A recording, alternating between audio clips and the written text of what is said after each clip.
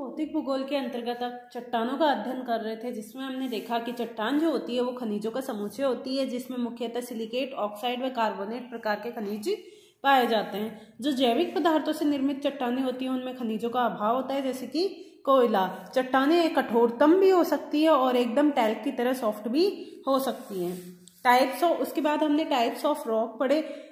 Types of rock में हमने देखा कि बनावट की प्रक्रिया के आधार पर चट्टानें 3 प्रकार की होती है: आग्नेय चट्टान या इग्नियस रॉक, अवसादी चट्टान या फिर सेडिमेंट्री रॉक, रूपांतरित चट्टान या फिर मेटामॉर्फिक रॉक। दूसरा था कि बनावट के आधार पर या उसमें पाए जाने वाले क्रिस्टलों के आधार पर चट्टानें मुख्यतः 2 प्रकार की होती है। ऐसी चट्टानें जिनमें क्रिस्टल पाए जाते हैं उनको क्रिस्टलाइन रॉक कहा जाता है, और ऐसी चट्टानें जिनमें क्रिस्टल का अभाव होता है उनको प्लास्टिक रॉक कहा जाता है। तो क्रिस्टलाइन रॉक में मुख्यतः आग्नेय चट्टान, इग्नियस रॉक और मेटामॉर्फिक रॉक आती है, और प्लास्टिक जो रॉक होती है उसमें मुख्यतः सेडिमेंट्री रॉक आती है। इसके बाद हमने देखा था कि बनावट की प्रक्रिया के आधार पर हमने चट्टानों के प्रकार का अध्ययन किया था। तो इसमें पहला जो प्रकार था वो था इग्नियस रॉक या आग्नेय चट्टान। तो हमने देखा था कि आग्नेय जो चट्टान है लैटिन शब्द के इग्निस शब्द से बनी है, जिसका अर्थ होता है अग्नि। क्योंकि आग्नेय चट्टानों का निर्माण मुख्यतः लावा के ठंडा होने से होता है, अतः इनको प्राइमरी रॉक भी, क्योंकि पृथ्वी पर सबसे पहले निर्माण इन्हीं चट्टानों का हुआ था, इसलिए इनको प्राइमरी रॉक भी कहते हैं।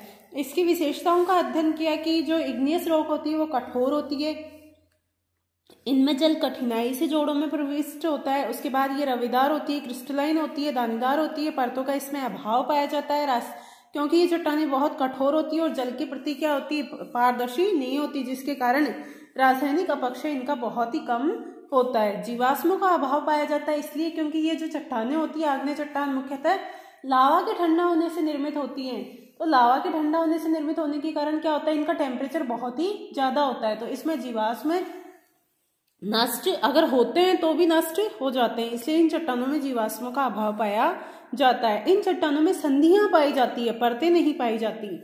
आग्नेय जो चट्टानें होती है वो उनमें परतों का अभाव होता है, उसमें संधियां पाई जाती है, जिसकी भी ये विशेषता होती है कि संधियां ऊपरी भाग में अपेक्षाकृत अधिक होती है और निचले भाग में संधियों की मात्रा अपेक्षाकृत क्या होती जाती है, कम होती जाती है। अगर वितरण की बात की जाए तो आग्नेय चट्टानें मुख्यतः ज्वालामुखी क्षेत्रों में पाई जाती है। फिर हमने आग्नेय चट्टान के प्रकार टाइप्स ऑफ इग्नियस रॉक का अध्ययन किया, जिसमें हमने देखा कि इसको 3 आधारों पर बांटा गया है: उत्पत्ति के आधार पर, कणों के आधार पर और रासायनिक संरचना के आधार पर। उत्पत्ति के आधार पर आग्नेय चट्टानों को 2 भागों में बांटा गया है: इंट्रूसिव इग्नियस रॉक और एक्सट्रूसिव इग्नियस रॉक। ऐसी आग्नेय चट्टान जिनका निर्माण भूगर्भ में होता है या फिर पृथ्वी की सतह से भीतर की ओर होता है तो उसको इंट्रूसिव इग्नियस रॉक के नाम से जाना जाता है, और ऐसी आग्नेय चट्टान जिनका निर्माण पृथ्वी की सतह के ऊपर होता है उसको एक्सट्रूसिव इग्नियस रॉक के नाम से जाना जाता है। जो इंट्रूसिव इग्नियस रॉक है तो इन आंतरिक जो चट्टानें हैं आग्नेय चट्टान, इनका निर्माण अगर धरातल से कुछ ही गहराई पर होता है तो इनको मध्यवर्ती या हाइपोबेसिल इग्नियस रॉक के नाम से जाना जाता है। और यदि आग्नेय चट्टान जो आंतरिक आग्नेय चट्टान है उनकी गहराई भूगर्भ में बहुत अधिक होती है तो उनको प्लूटोनिक या पातालीय आग्नेय चट्टानों के नाम से जाना जाता है। और ये जो एक्सट्रूसिव इग्नियस रॉक है ये अगर विस्फोटक उद्गार वाले ज्वालामुखी से निर्मित हो सकती है या फिर दरारी उद्गार वाले ज्वालामुखी से निर्मित हो सकती है। कणों के आधार पर भी इसको अलग अलग भागों में बांटा गया है कि कणों का आकार छोटा होता है, बड़ा होता है, या कण अपेक्षाकृत क्या होते हैं, कम होते हैं। रासायनिक संरचना के आधार पर भी इसको सिलिका की मात्रा के आधार पर विभाजन किया गया है। अगर सिलिका की मात्रा अपेक्षाकृत अधिक होती है तो इसको एसिडिक इग्नियस रॉक के नाम से जाना जाता है, और कम होती है तो उसको बेसिक इग्नियस रॉक के नाम से जाना जाता है। अब हम इसमें इंट्रूसिव उत्पत्ति के आधार पर आग्नेय चट्टानों का अध्ययन कर रहे थे, जिसमें इंट्रूसिव आग्नेय चट्टान अर्थात आंतरिक आग्नेय चट्टान में हाइपोबेसिल प्रकार के आग्नेय चट्टानों का अध्ययन कर रहे थे। तो हम देखते हैं कि इंट्रूसिव जो इग्नियस रॉक है वो मुख्यतः 2 प्रकार की होती है: हाइपोबेसिल और प्लूटोनिक। तो इंट्रूसिव आग्नेय चट्टानें वे होती है जिनका निर्माण सतह से भीतर की ओर होता है। अगर सतह के निकट ही होता है यानी इनकी गहराई अपेक्षाकृत कम होती है तो इनको हाइपोबेसिल इग्नियस रॉक के नाम से जाना जाता है, और अगर इनकी गहराई बहुत अधिक होती है भूगर्भ में तो इनको पातालीय या फिर प्लूटोनिक इग्नियस रॉक के नाम से जाना जाता है। तो इसमें हम हाइपरबेसिल या मध्यवर्ती आग्नेय चट्टानों का अध्ययन कर रहे थे। तो हमने देखा ये हाइपरबेसिल इग्नियस जो रॉक है वो मुख्यतः बैथोलिथ, लैकोलिथ, लोपोलिथ, फेकोलिथ, सिल और डाइक के रूप में पाई जाती है। तो सबसे पहले हम बैथोलिथ का अध्ययन करते हैं। तो ये जो बैथोलिथ आग्नेय चट्टान है तो इसमें क्या होता है, जो मैग्मा होता है, अगर हम बात करें इस तरीके से, मान लो ये चट्टानी संरचना है, तो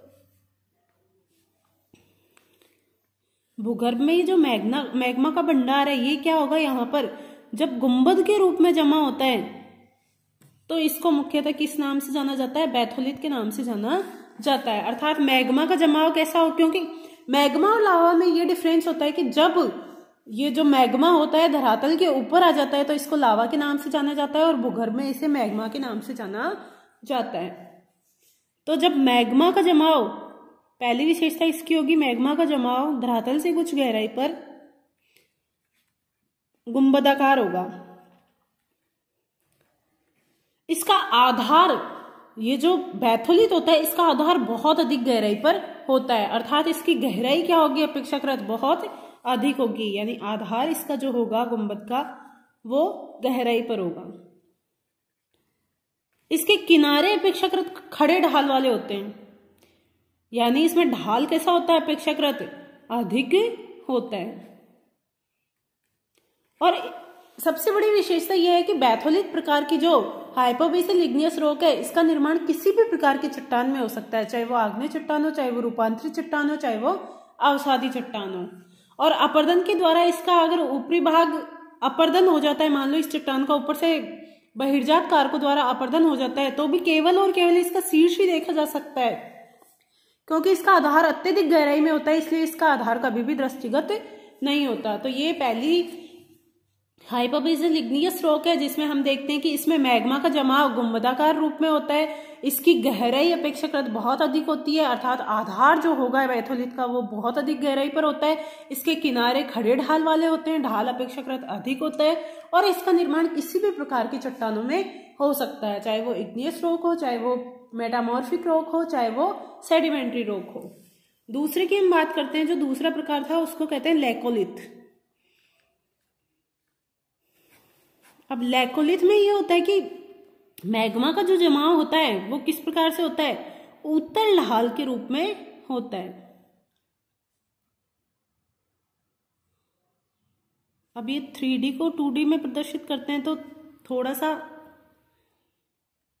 ध्यान देने की जरूरत है कि हम देख रहे हैं कि यहाँ पे ये जो मैग्मा है, यहाँ पे मैग्मा है दो परतों के बीच में, जैसे मान लो मैग्मा, यहाँ से मैग्मा का भंडार है और ये मैग्मा यहाँ पर जमा हो गया है, चट्टाने हैं, ये चट्टानों की विभिन्न परतें हैं, इन परतों के बीच में जब मैग्मा का जमाव हो जाता है तो ये जो मैग्मा का जमाव हुआ है ये कैसा हुआ है, इसका जो ढाल होगा वो कैसा होता है, उत्तल होता है, उत्तल ढाल के रूप में।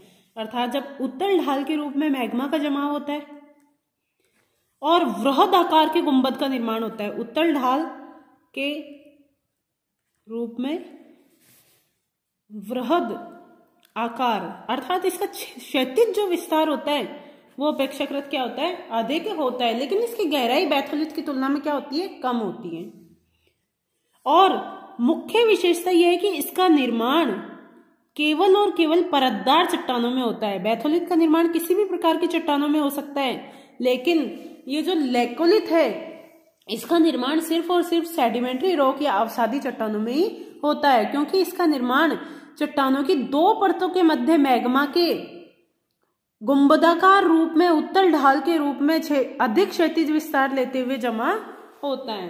अब तीसरी अगर बात की जाए, इसमें तीसरा है तो वो है फेकोलिथ।